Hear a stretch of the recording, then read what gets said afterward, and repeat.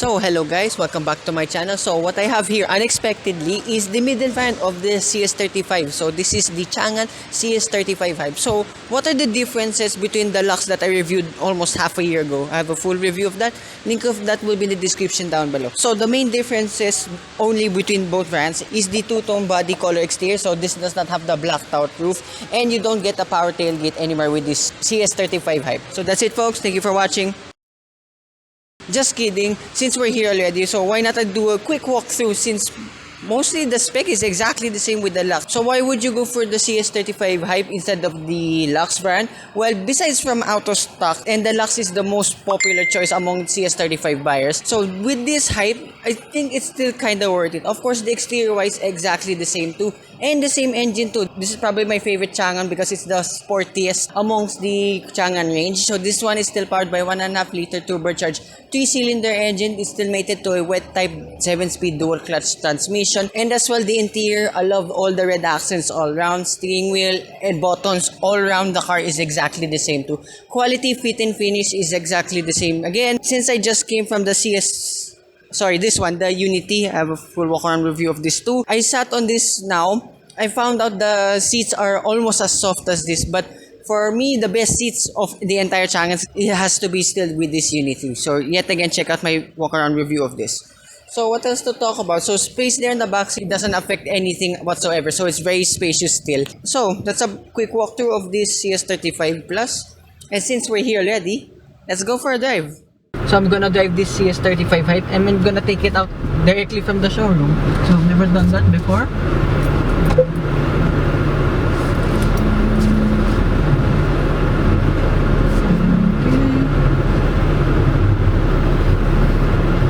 Feels like I'm taking it home now that this is mine. I mean, I wish. So I think still that this is my preferred range of the Changan because like I said earlier with the CS55 Hype, that this CS35 is still among the sportiest of the entire lineup. For obvious reasons, since it's a subcompact crossover, it still has almost the same power now like 2 with the CS55. And then here, tight maneuver, and around here in the car park and a lot of motorcycles. So easy to maneuver, especially if you have the guidance of the 360-degree camera. And first things first, I put the steering in comfortable, and now let's put it to sport. So yeah, everything same driving characteristics like with the Luxe. So standard will be the lightest steering mode, comfortable will be aka normal, just the right amount of feel too. But I leave it on sport since it's the heaviest and it has the best feedback among the 3 modes. And alright, I have not even shifted this to sport mode yet, but it's already so eager to move forward. And like what I said too with the Luxe test drive review, that even though this is a wet type dual clutch transmission, you feel a little bit of jerkiness on it, but it's no means a very uncomfortable experience.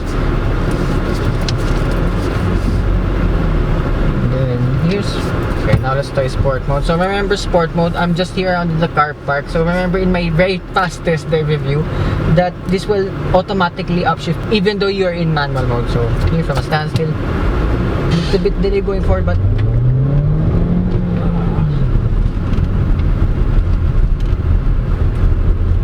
yep, still my preferred choice of the entire Changan because it's the sportiest among the bunch. But one thing I have not tested out, so I'm gonna do the same thing here like with the CS55, driving this on rocky roads, really rocky roads. So the NVH is somewhat more or less the same like with the CS55. I think this one's a little bit better because since this is a way shorter car than that of the 55, but the ride comfort and everything exactly the same. Both are really good. So as well, I didn't mention this earlier, so I decided to talk about this now. So the price between this, the Hype, and the top of the line Luxe brand, there's only 25,000 pesos difference. So I would recommend both brands. So even though you get this Hype brand, there's nothing much you can lose because you still have the ADAS system. You only lose only the tailgate and forgot the other one, and the dual tone paint. I don't mind either having a black roof or body color. It's exactly the same. So unless you really need the power tailgate, yeah, you definitely should get the Luxe brand. And something I mentioned a lot in my Changan reviews, that the air conditioning of all the Changans are really underrated. The cabin here gets so cold really fast. Yes. Yeah, I do miss this CS35 Plus. Even though I've driven this like almost half a year ago, it's still one of the almost better driving crossovers in its class.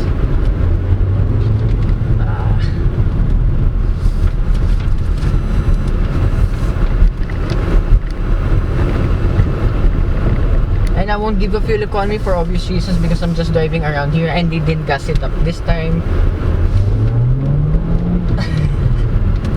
Yeah, I noticed now in slower speeds, yeah, there's a little bit of transmission delay, but of course, once it gets going, it gets really going. This is a very, very fast crossover. Yeah, this is among my, yet again, I'll say it again, it's one of my favorite, subcompact crossovers. But is it the one I will take home against the competition? We'll find out on that very, very soon. So that concludes my quick test drive of this CS35 Plus hype. So I'd like to thank everyone here again at Changan Kainta. And to Miss Kate, these are her contact details. If you want a Changan, you may contact her and visit their showroom here at Changan Kainta. So, hope you guys like and subscribe. And I will see you with more future car reviews and more Changan reviews coming right up. Bye-bye.